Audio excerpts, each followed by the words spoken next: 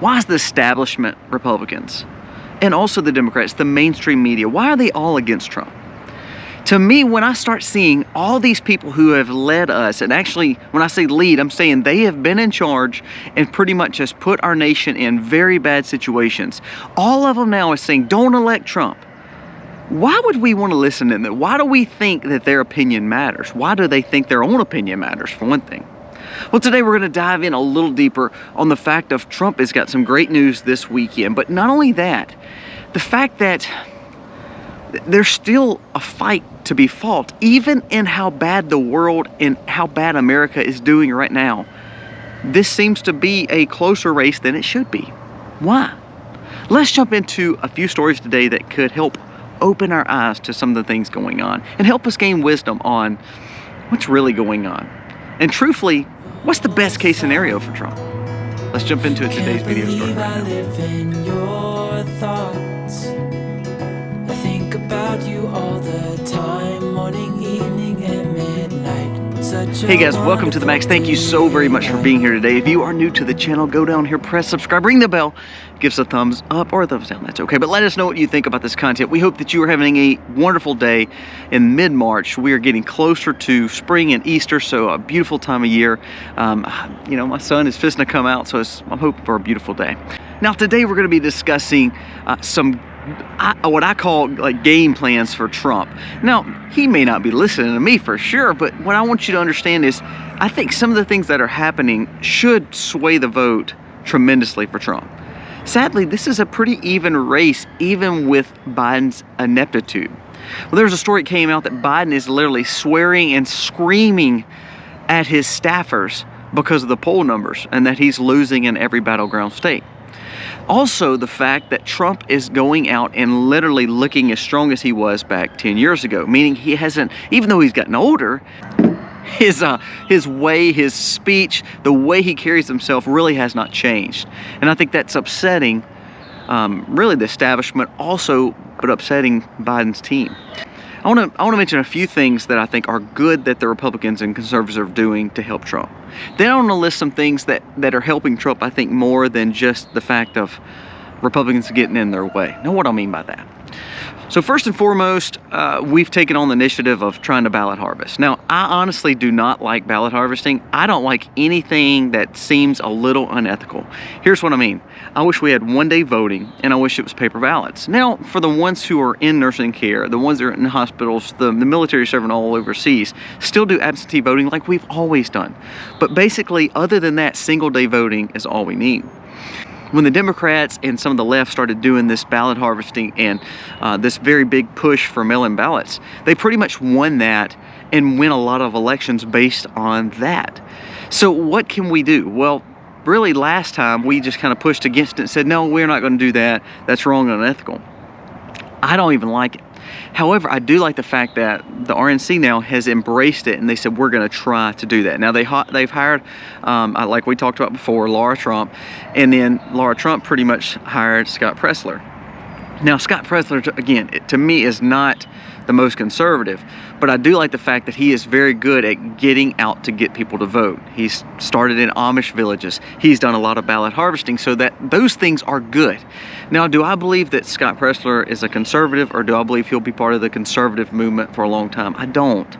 But I do believe that we are being wise by saying, you know what, even though this is legal, it may be a little weird, a little shady, because I think it is. I think ballot harvesting and going out and what you call get out to vote, I think if you're going to collect ballots or collect votes, I think that's dangerous than making someone come to the voter's box. But I digress. I do like the fact that Republicans are going to basically get on the level of the Democrats. I do. I think that you're in a time where we have threats of world war, threats of civil war, threats of economic disaster. I think you've got to fight fire with fire. Now, that brings me to the next point. We had Trump, of course, doing his stump speeches like he always does, and he makes the comments, and y'all have all heard it, about the bloodbath, about the auto industry, and how if we elect Biden again, we're going to see more economic disasters. That's kind of the whole preface of the whole conversation. Well, it was snipped and placed out by legacy media that this guy was talking about if he loses the election, if Trump loses the election, it's going to be a bloodbath, almost like a threat, almost like a J6 threat. This actually backfired on legacy media. This backfired on the Democrats. And they're still spreading the lie, even though they've had their hands caught red-handed. But without Twitter, without X, without Elon Musk's platform, a lot of this wouldn't have been heard. You would have been just brainwashed to believe what they put out, the snippet they put out, the fact that they can take and you can see Trump, you can hear Trump, but the way they edit it makes it believe that he is making dire threats. Without, Twitter and X and conservative influencers trying to do the research, you would have never saw the real truth of that. The only people that would have saw truth is the people at that rally. Now, Elon Musk, again, I don't believe that Elon Musk is conservative. I don't believe that he's going to be an avid MAGA, a red hat wearer, by no means. But because the left has pushed so far, and the fact that they've even turned against him because he's just wanting people to speak freely, I think actually shows that he's willing to say, you know what, I'm going to stand up. The fact that they're lying about the guy. And so he put out that they were lying, and all of a sudden these media outlets pulled a lot of their content down. Now the thing is, the best thing is conservatives need to let the liberals just run with the lie. That they're still pushing that this is some kind of a bloodbath comment that he made. Because now the truth is coming out. This is where conservatives are stupid. They need to let the liberals talk. They need to let Biden talk. Quit trying to catch them and grandstand. Republicans want to grandstand. Don't do that anymore. Even Trump, I would love to see him come off and not make as much comments, because when Biden talks, it shows his ineptitude. It shows the fact that he cannot carry on a conversation. Talk about stuttering, you can do all that. The man cannot actually make sentences and be pushed on issues and actually make sense. And I think the more that America sees Biden like that, I think the more they're going to vote for Trump. I actually believe that Trump could easily win a 70 or 80% of the Electoral College. And I know people think I'm crazy for saying that. If it was legal and true, I believe Trump could win bigger than even what Reagan won, because people are fed up with the lies and the hypocrisy of the left and the establishment. So the more that we hear the left talk, the more we hear liberals spew their garbage, I think that actually benefits conservatives and Trump's movement, because their policies are so crazy. 123 genders, letting illegals take the jobs of Americans in the manufacturing, putting more policies of military and National Guards into cities because of chaos that they've let happen.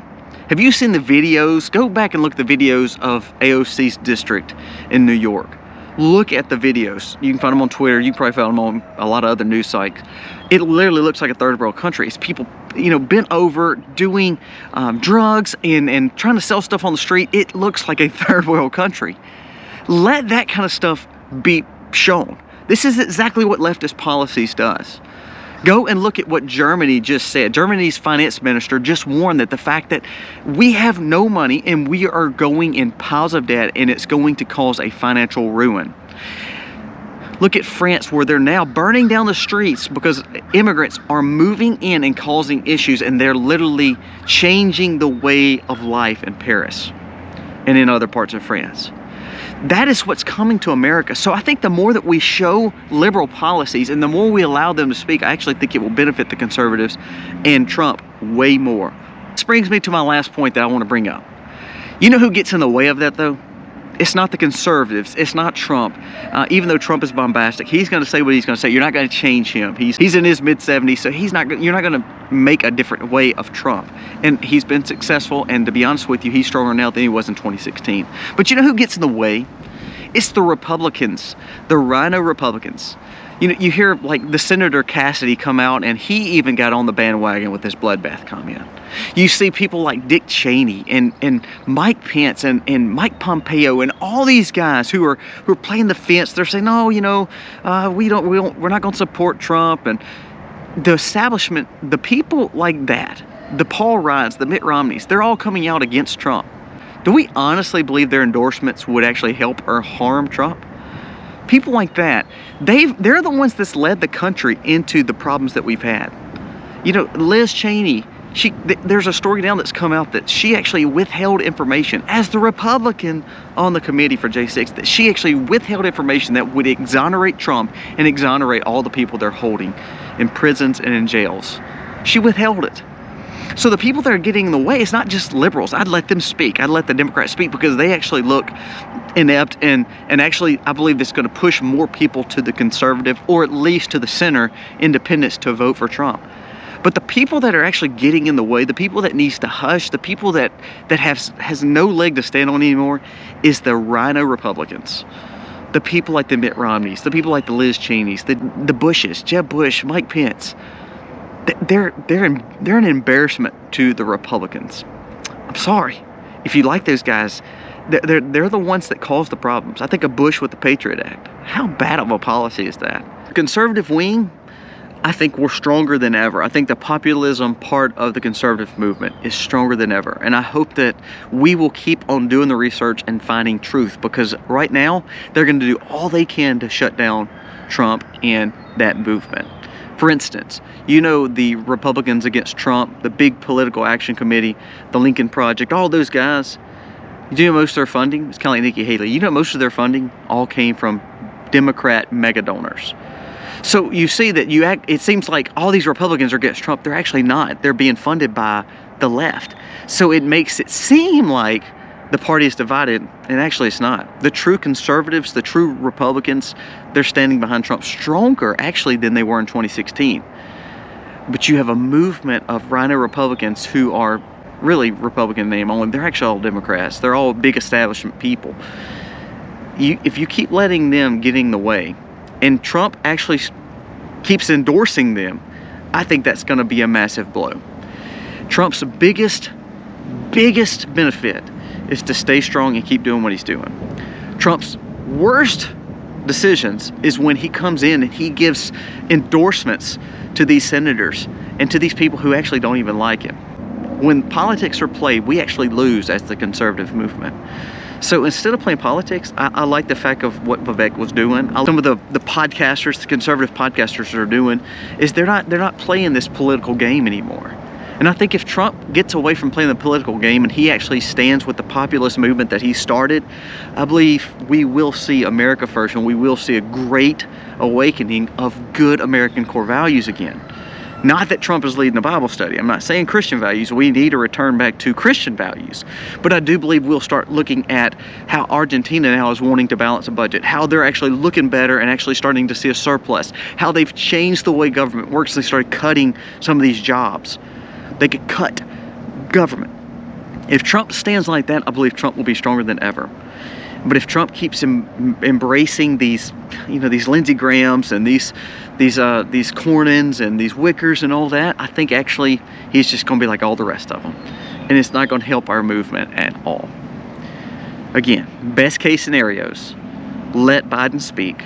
Let the left lie, because they'll be caught in their lie and Biden will look inept. Best case scenario for Trump is to just keep doing what he's doing and keep speaking like he's speaking, and quit trying to move to the establishment. If the establishment's going to vote for you, they are. If they're not, they're not.